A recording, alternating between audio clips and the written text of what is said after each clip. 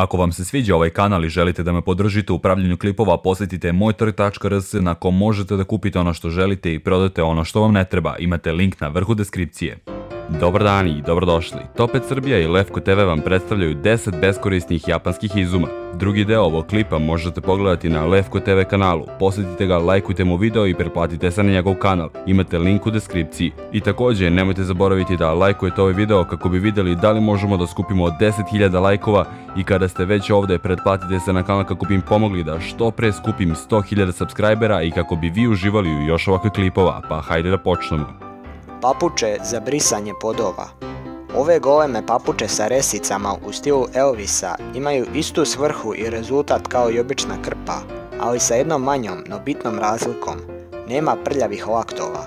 Jednostavno ih navucite svojem ljubimcu, na primjer mački, i iza nje će svi podovi biti čisti i sjajni. Nemate mačku? Pa možete iskoristiti vaše dete koje je upravo propuzalo. Možda ovo i nije toliko beskorisno. Mislim, ako ste umorni od napornog dana, barem imate jedan kućni posao manje. Kaciga za spavanje. Slobodno možemo reći da je kaciga za spavanje u metrou jedan od najčudnijih japanskih izuma. U Japanu, a i širom sveta, mnogima se dogodi to da zaspu u prevozu i da se probude na poslednjoj stanici izbalavljenom kragnom i ukočenim vratom. Ako se i vama to dešava, sada se možete rešiti iz svih tih problema. Kaciga za spavanje u metrou je kao jastuk za putovanje. Zalepite ga iza sebe, stavite kacigu na glavu i na etiketi koja se nalazi na prednjoj strani kacige napišete vašu adresu kako bi drugi putnici mogli da vas probude kada stignete na vašu stanicu. Perika na stalku. Jedina stvar koju ćelavi muškarci žele vidjeti kada se pogledaju u ogledalo je glava puna kose koja zuri u njih. Više nema potrebe za tugovanjem ako ste ostali bez kose. Ova perika na stalku omogućuje vam vratiti se u ono doba kada ste imali kosu. Zašto mislim da je ovo beskorisno? Pa ukoliko ste ćelavi, zar ne bi bilo logičnije kupiti neku pravu periku koju možete nositi u izlaske, u obilaske i slično, nego da imate jednu za kućnu uporabu? Dojela za tate. Ne znam koliko znate, ali neke žene pate od zavisti jer nemaju penis, a isto tako i neki muškarci pate od zavisti jer nemaju ženske grudi i ne mogu da doje. I naravno neki intelektualac se toga setio i napravio je rešenje i za njih. To jest napravio je kaiš na kojem vise grudi pune mleka kako bi muškarci mogli da doje. Naravno, nemojte se brinuti, izumitelj nije zaboravio da stavi ventil u obliku bradavice. Šešir za slinavce.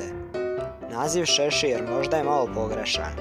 Ipak, za ovakav genijalan izum, koji vas nikada neće ostaviti bez maramica kada su vam najpotrebnije, treba imati razumijevanja i tolerancije.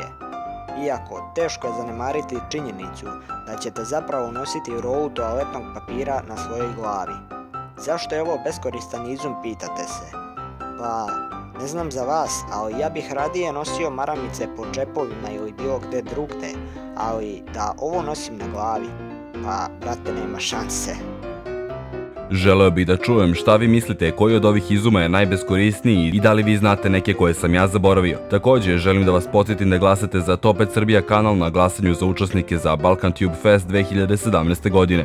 Obavezno pogledajte nastavak ovog klipa na Lefko TV kanalu. Također posjetite i lajkujte Facebook stranicu Topet Srbija kanala, a ako vam se sviđa ovaj video nemojte zaboraviti da ga lajkujete i obavezno ga podelite sa prijateljima kako bi što pre skupili 100.000 subscribera i kako bi oni uživali sa vama u još ovakvih klipova. I do sljedećeg puta sve najbolje.